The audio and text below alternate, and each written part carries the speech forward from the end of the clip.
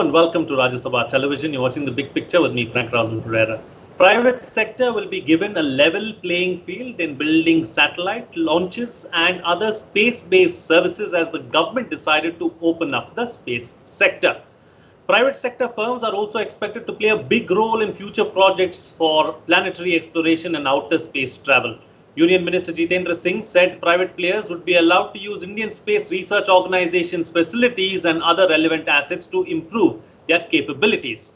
On this edition of The Big Picture, we will analyze the opening up of the space sector. Joining me on the program today are Dr. Amitabha Ghosh, scientist, NASA, G. Madhavan Nair, former chairman, ISRO, and Ratan Srivastava, advisor, Space FICCI.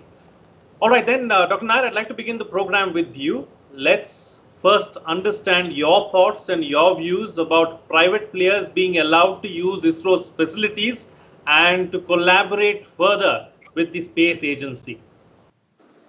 Well, it's quite a welcome policy decision which the government has made, but that doesn't mean ISRO has not engaging the private partners in its role. Maybe starting from Dr. Kalam's time when we were making the first SLV3 onwards, it is industrial participation we have ensured.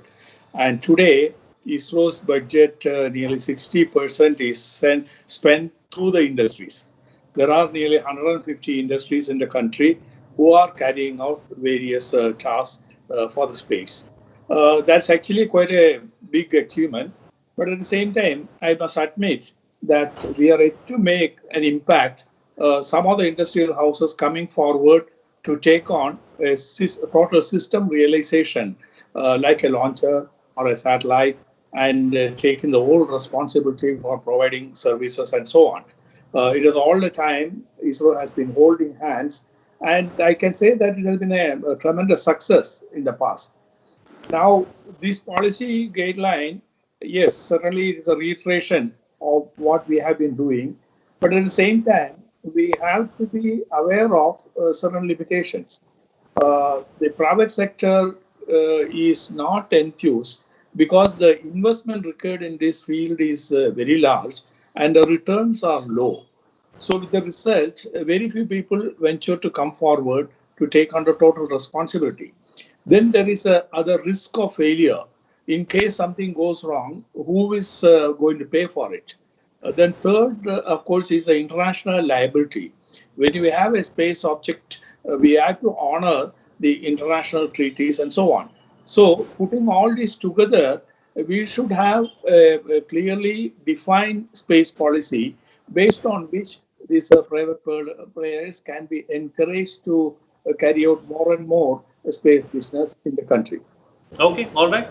Amitabh Ghosh, what are the emerging opportunities really as far as the private sector is concerned in space? See, the opportunities are huge, and I can say that ISRO has a huge mandate and an ever-increasing mandate. And if you think about the US, I'll talk a little bit about the US and you'll get a sense about this public-private partnership model. So imagine the shuttle had just retired and NASA had to build a replacement to the shuttle. So what it really did, it invested. So normally, as Dr. Nair was just saying, that the space agency handholds the commercial contractor and works him through the development process, which happened with the space shuttle. So in 2009, NASA did something quite the contrary. They told two companies to independently develop the shuttle. A shuttle replacement. One of them never had done this before, which is SpaceX. And they just pumped up $3 to $4 billion and a time frame of 10 years. And at the end, what you saw, I don't know whether you were observing the launch a couple of weeks back, SpaceX could actually deliver. And it's a very different model. SpaceX owns the vehicle. NASA is just buying services. Similarly, NASA has another program where they will just buy lunar data from the moon. So a couple of players will buy services. So the players are completely responsible for sending the rover up, for everything else. NASA just wants the data, and for that data, we'll pay $80 million. So it shows how far privatization can be taken. And I think the crux of this is how can you make it attractive to the private sector? And that is where the risk sharing comes. That is where it is very delicate. What is it that you can make a change in the regulations that will make a very big business house from India or a few business houses and say, well, this is the next opportunity and this is where we need to go and we can actually transparently get a return on our investment. Until that is realized, the private sector will just will be engaged. Of course, they'll do some work for the government, but they will never take a leading role and they will never break free of the government regulation, the government delivery model. This is what I think. Okay, all right. Ratan Srivastava, how will opening up of the space sector really help the private entities? Because this has been a clamor that the private entities have been, calling for a long time now. So what is it and how is it going to help? So Frank, as Dr. Madhavan Nair just said, it is not this that the industry did not have access or it was not open to the private sector. The private sector was open to ISRO, and ISRO was outsourcing a lot of work to the private sector as well. And as you know, about 90% of the launch vehicle is made by the private sector. Now, the challenge here is this, that the private sector in India has been only an outsourced vendor to ISRO. I am repeating, it has been only an outsourced vendor which is using its manufacturing for providing the components and sub-assemblies that they want. They have not been able to even come up to the level of being a partner. When I say a partner, I also say that there would be some investment in the design, in the development, in the validation that they should be doing. They have not been doing so. The design and development is done by ISRO, and they are given to manufacture and give it back to them. Now, if they have to become partners, they have to become partners in the real sense that they should be allowed to do research and development. They should be allowed to do validation, qualification, and testing, and they should be also allowed to hold the IP. I mean, Amitabha just spoke about the SpaceX and Boeing. So the IP is an issue that has been addressed in the United States, for example. Now, if this has to be done, then the question of opening of the facilities always comes up, because you cannot create the facilities for validation, qualification, and testing. As Dr. Nair just said, that the returns are low and the market has not yet panned out to the way it should. Therefore, the requirement of opening up the facilities of ISRO for the testing, validation, as well as for whatever needs to be done as far as the integration of the systems is concerned. Therefore, the whole ecosystem has to come into the play, and in this ecosystem, the private sector of India and the public sector of India, both, whether it is the HALs or the Larsen Toubros or the Tatas of the world, or in the MSME, they all have a role to play. That's the point that I'm trying to make here. And the potential of the Indian space industry would never be able to realize, and we would not be able to meet the ambitious targets that we have set for ourselves. We have a shortfall in everything. We have a shortfall in DTH. We have a shortfall in communication systems. We have a shortfall in navigation. I mean, we need a humongous amount of data, for example. When I say data, I need broadband. The BharatNet, for example, is totally the backbone of BharatNet is broadband. Do we have that kind of facility available? We need the investment, not only from the public sector, but from the private sector, and the industry would only invest if there is, I would say, openness and a horizon in which the investment would get a return.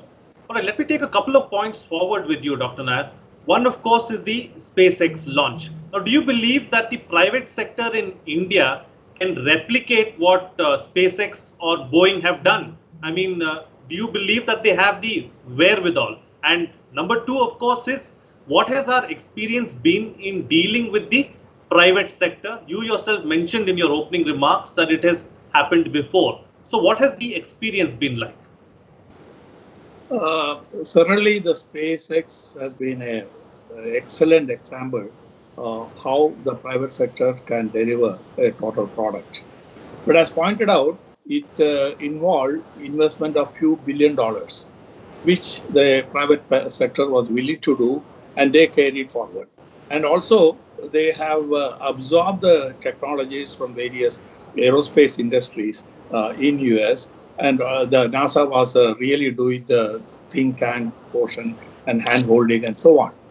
But at the same time, if you look at the Indian scenario, we have to go a long way. I'm not a pessimist, but let me put across. India, there's a huge market for automobiles. How many Indian design developed automobiles are on the road? Why it is not happening? So here the basic problem is all this needs a full backing of R&D and then concurrent engineering. So these aspects needs large investment first of all. Second, there is a lead time involved in getting this. ISRO's example, quite often we end up with setting up the entire facilities, infrastructure in the industrial houses and giving the technology, and the industries become just only the operators who will deliver goods. But the success story is in the last 20 years, ISRO's manpower is 15,000 stable, whereas number of missions in the country has gone by tenfold. This has been achieved only because of the private industries in the country taking up at least part of the work. Now, another example which I can cite is I have headed a project on design, development, and realization of indigenous passenger aircraft. And the project report was submitted. It was a high-level committee with industrialists and the government officials and so on. And the government has cleared in 2011. And it was suggested these private players should bring in the investment as well as make sure that the development is taking place and so on. And there was a 6-year program. But even today, we are not moved an inch forward on that. The money involved is not very big. At that time, I see 2010 timeframe, it was hardly 6,000 crores. It was peanuts for a country like ours.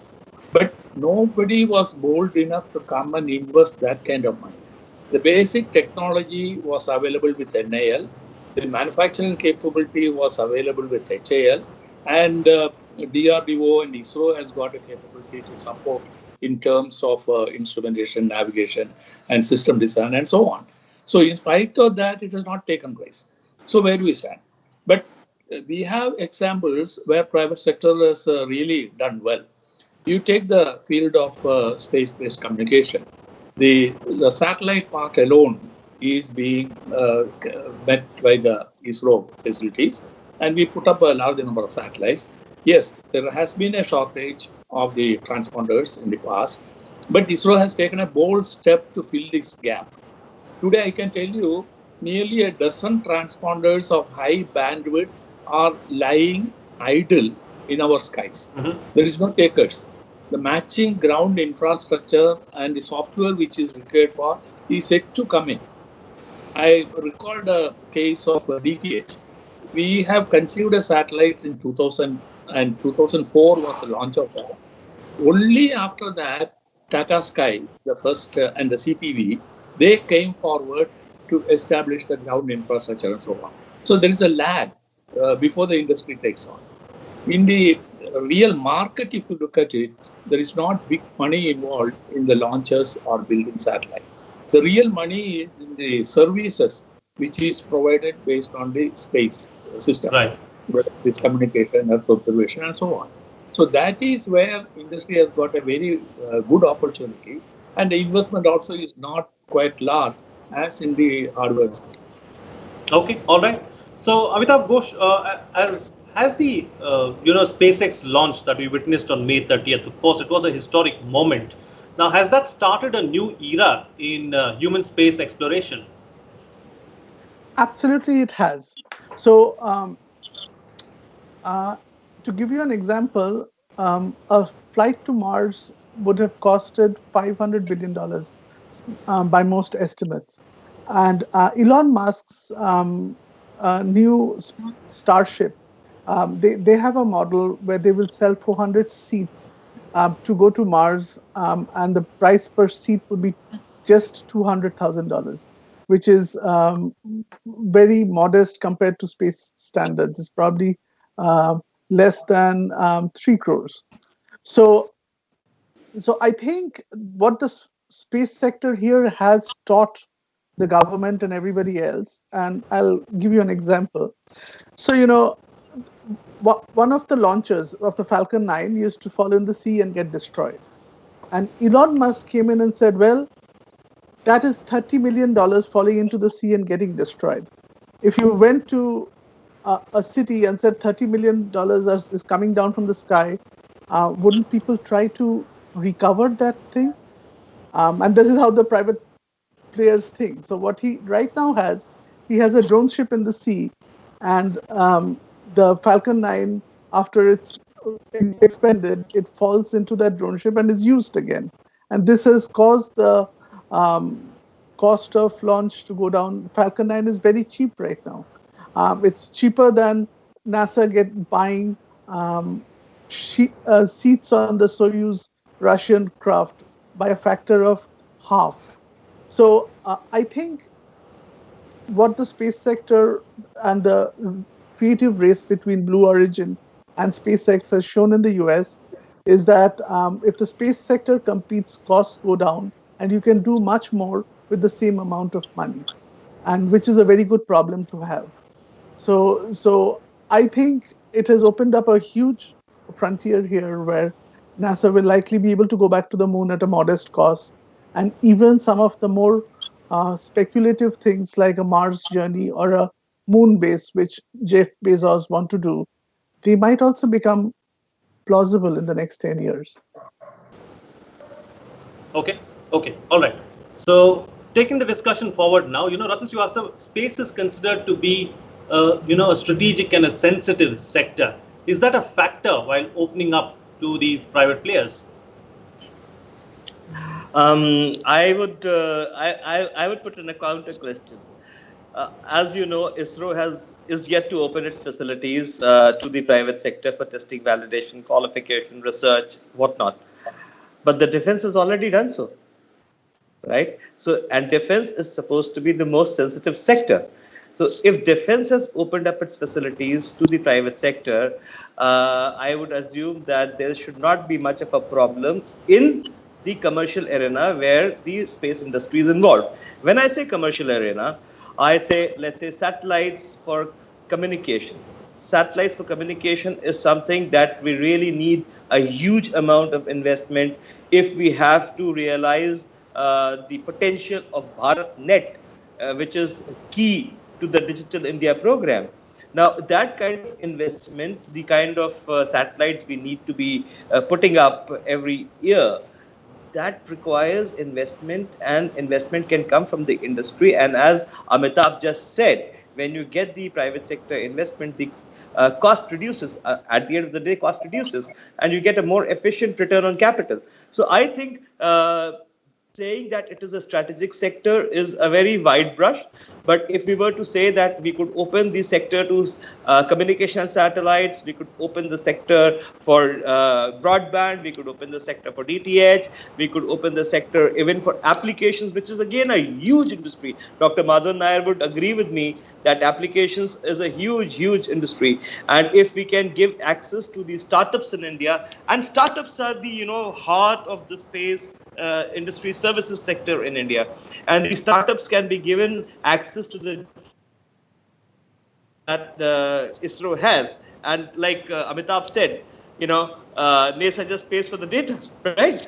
So if we have that data with us, and that data can be shared, and which is not sensitive data, Earth observation satellites for weather, for agriculture, for marine life, for coastal, so much data can be shared, and it can be it can lead to the startup industry benefiting, as well as the sector really growing exponentially, because startups are hungry and they're innovators. This kind of experiment, you would know, and Dr. Nair would definitely know, has already been done by CSIR, right? So, they are innovators, and if they could be co-travelers in the journey of ISRO, I think we need to open this. And of course, we need to understand that there would be strategic sectors. Surveillance, for example, is one. Defense satellites, military applications, they are another. That, of course, should and always be in the spectrum of the government. I mean, the government means it could be ISRO, it could be Defense Space Research Agency, which has come up now. Right, I can see you putting up your hand there, Amitabha. Ghosh, go ahead, please. You wanted to make a point. So I had a tiny point to make. So I do understand the legacy issues, but I think we are also dealing with a new India. So as Dr. Nair said, that how many things are being designed in India right now? So that's a very valid point. How much of the creative research and development? And I've been watching the landscape for the last couple of decades, and I would say that there is a huge change in that landscape. So Tatas are making some design. They have some top design personnel at Pune. If you look at Mukesh Ambani's firm, they have done absolutely amazing. Some of the things are world class, and there are other companies which are so the landscape has changed a little bit, that you do have more and more cutting edge work coming in India, which is, I'm not saying that it's equal to the US or equal to the West, but you do see those green shoots coming out. Together with the desire of the private sector. See, the guy who started SpaceX probably had as much money as this Flipkart founders had. And he just went, and he had no capability, zero capability. He started this from scratch. No testing facilities, no research labs, no personnel. Nobody would want to work for SpaceX. I had friends who got offers, didn't join. But that is the company which did this. So it is possible, because the space sector has a way. It can bring in cost savings. It can bring in refreshing new technology. It can help rethink some of the problems. So there are some broad overarching reasons to go this way. And of course, as Rahul keeps saying, that there will be lot of regulations that need to be loosened up. Maybe some attitudes need to be changed. But overall, if you want more out of the present budget, this is one way to go. Okay, all right. And it's Ratan. Let me just. I'm coming back. Dr. Nair, on this issue of space being organization or an agency like ISRO. Well, I think this is a very, very sensitive point, and we have to give careful attention to the details. The space systems are of dual use nature. It can be used for the civilian use as well as for the military potential. Now, to cite the example, ISRO started working with the development of these systems entirely for peaceful application in the civilian sector. But later, when the need came, some of those technologies were transferred to defense and all those things, and we are meeting all those requirements. But when it comes to the sensitive systems, first of all, the rockets itself, the type of launcher vehicles we are having today, you just change that payload, it becomes an ICBM. So would you like to have that technology open in the private sector? Especially in India, there is no safeguard and security for the IPR and the type of knowledge which is embedded into this. Second, as it was pointed out, that the space systems for the observation and telecommunication, vital communication, etc., that has to be with the government only, and I don't think we can just let it open up. Now, today, if we look at why this sector is not booming, so to say, is because of certain constraints we have put ourselves way back in 2000, maybe 20 years back. Some of them are really outdated. It needs to be reviewed and fixed.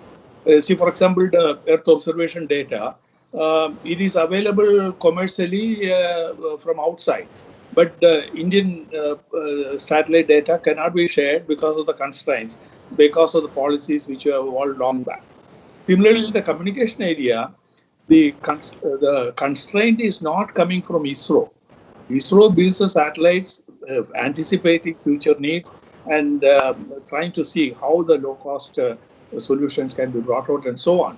But the regulatory authority is the Department of Telecommunication, Ministry of Broadcasting, and the Defense, and so on.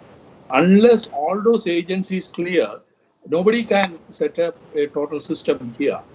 And of course, the sensitivity is when you have the vital resource like a space communication, which can reach out to every nook and corner of the thing, who will have the control and authority over that? That's a question mark. The entertainment, the data transfer, the internet, etc. Yes, they are just open and can be provided. So we have to be selective in choosing such areas. And first, I will say the space exploration or space research policy has to be spelled out, taking into account the present experience and the aspirations of the industry. Second, there has to be legal framework, which will ensure that will be binding and private players will not part with the knowledge. Especially, there's a danger of some of these falling into the wrong hands, like terrorists. So this kind of tight regulation is required in the technology transfer and technology utilization. Once that is in place, we can go full steam in the type of suggestions which is made. I must clarify here, ISRO has never stood on the way of industry coming in. They are always encouraged, but unless we take a holistic approach of having the right policy, right legal framework, and that also we should comply with the space treaties where we are a member of that. So that's the process which has to evolve. And I don't think it can happen overnight. Maybe in the next couple of years, we may be able to evolve. But this misconcept about ISRO not supporting, I will not agree, because a small startup team wanted to send a rover to the moon as a competitive program. ISRO set aside its satellite from the thermovac chamber and brought in the startup companies and put that. Similarly, small satellite launches. We are offering free launches for the universities and the research institutes in the country. So there is nothing which ISRO is putting a block on. Okay, all right. And Ratan, go ahead. You can have the last say on the program. Close the show for us with your concluding remarks. Okay. See, I tend to agree somewhat with Dr. Madhavan Nair, what he's saying. With all due respect, sir, I would say, for example, the biggest problem in India is the absence of space law, right? So we have the Space Activities Bill, which is lying with the government for the last 3 odd years, and there's still not been tabled in the parliament. In the absence of a regulatory and a compliance framework, Dr. Madhavan Nair is absolutely correct in saying, how do we build safeguards into the system? Therefore, we need the space law in India first and foremost. Based upon that, we could build in the safeguards for protection of data as well as services and the activities which are strategic to us. Okay, I have to call. I'm completely out of time on the program, so I have to call it a wrap at that. Thank you so much to all my guests for joining me on the program and putting things into perspective for us. That's it from me. See you again next time.